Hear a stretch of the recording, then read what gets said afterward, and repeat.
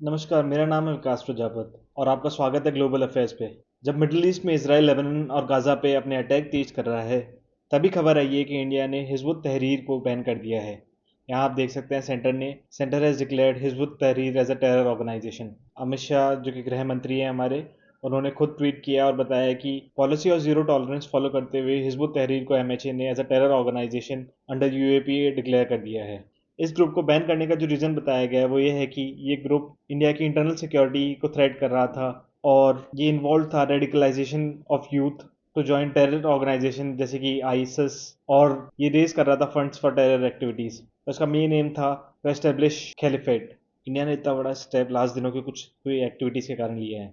जैसे कि मैंने पिछले वीडियो में आपको बताया था कि लेबनीज एम्बेसडर ने इंडिया को रिक्वेस्ट किया है कि इसराइल को मिडिल ईस्ट में वॉर रोकने के लिए प्रेशराइज किया जाए। तो इंडिया ने इसके रिस्पॉन्स पे हिजबुत तहरीर को टेरर ऑर्गेनाइजेशन डिक्लेयर कर दिया है। अगर यहाँ आप देखेंगे एमएचए के नोटिफिकेशन में दिए हुए रीज़न को देखेंगे तो उन्होंने कहा है कि हिजबुत तहरीर एक ऑर्गेनाइजेशन है, तो उसमें मेंशन है कि हिजबुत तहरीर एक इस्लामिक स्टेट कैलिफेट बनाना चाहता था और इंडिया में ओवरथ्रो करना चाहता था डेमोक्रेटिकली इलेक्टेड गवर्नमेंट को जिहाद और टेरर एक्टिविटीज से। लेकिन अब आपके मन में ये सवाल आ रहा होगा, हिजबुत तहरीर तो हिजबुल्लाह का कोई एफिलिएट ग्रुप लग रहा है। लेकिन नहीं, दोनों में बहुत अंतर है। जैसा कि मैंने पिछले वीडियो में आपको बताया था कि हिजबुल्लाह को 1982 में लेबनान में बनाया गया था, जब इसराइल ने लेबनान पे अटैक किया था, और अब वो लेबनान में एक ऐसा पॉलिटिकल पार्टी फंक्शन कर रहा है। वहीं अगर हिजबुत तहरीर की बात करें तो हिजबुत तहरीर को 1953 में जॉर्डन कंट्रोल जेरूसलम में एस्टेब्लिश किया गया था और अब इसका हेडक्वार्टर लेबनान की कैपिटल बैरूत को बना दिया गया है।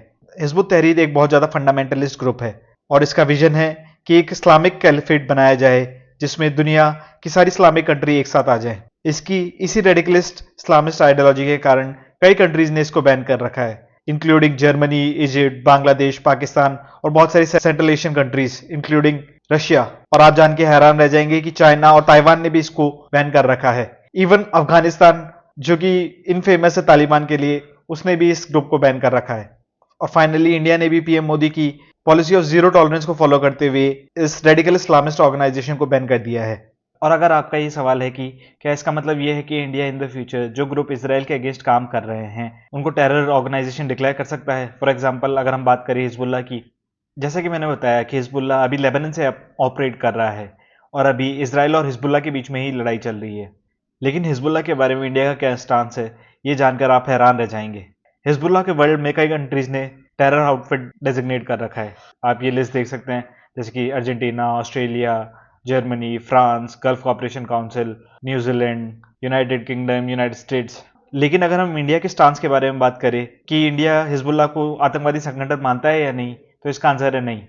अगर हम यहाँ लिस्ट देखें तो चाइना, नॉर्थ कोरिया, रशिया, ये सारी कंट्रीज हिजबुल्लाह को एक आतंकवादी संगठन नहीं मानती है।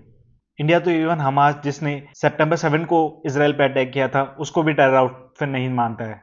यहाँ आप देख सकते हैं कि इसराइल के फॉर्मर एम्बेसडर नौर गिलोन ने इंडिया को रिक्वेस्ट किया था कि इंडिया हमास को एक टेरर आउटफिट डेजिग्नेट करे। और अगर हम इंडिया के इस स्टांस को देखें तो इसके पीछे एक लेजिटिमेट रीज़न है। देखिए, इंडिया और ईरान बहुत ही ज़्यादा एक क्लोज रिलेशनशिप एंजॉय करते हैं।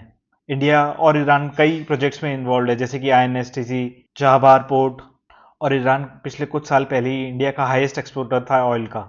और ये तो आप जानते ही होंगे कि ईरान हिजबुल्लाह का बहुत बड़ा सपोर्टर है। और आप यहाँ देख सकते हैं कि हसन नजरल्ला की डेथ के बाद ईरानियन एम्बेसडर ने ये बयान दिए थे कि हिजबुल्लाह एक पॉलिटिकल पार्टी है, ना कि एक आतंकवादी ग्रुप।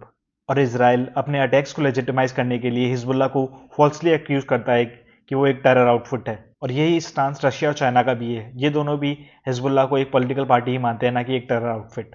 और अगर आप इसके पीछे रीज़न देखें तो यहाँ पर नेशनल इंटरेस्ट और जियो पॉलिटिकल कंसर्न सामने आ जाते हैं।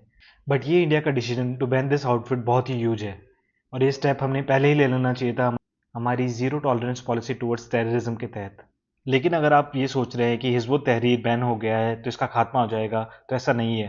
रिपोर्ट आ रही है कि हिजबुत तहरीर ने बांग्लादेश में अपने पैर पसारना शुरू कर दिए हैं और यूनिस खान की गवर्नमेंट को प्रेशराइज कर रहे हैं कि वो उन पे जो बैन है वो लिफ्ट कर दे। तो ये देखना इंटरेस्टिंग हुआ कि बांग्लादेश इंडिया के बैन के बाद खुद का बैन लिफ्ट करेगा या नहीं। इसके रिगार्डिंग जो भी कोई अपडेट आएगी तो मैं फ्यूचर में आपके लिए वीडियो लेके आ जाऊंगा।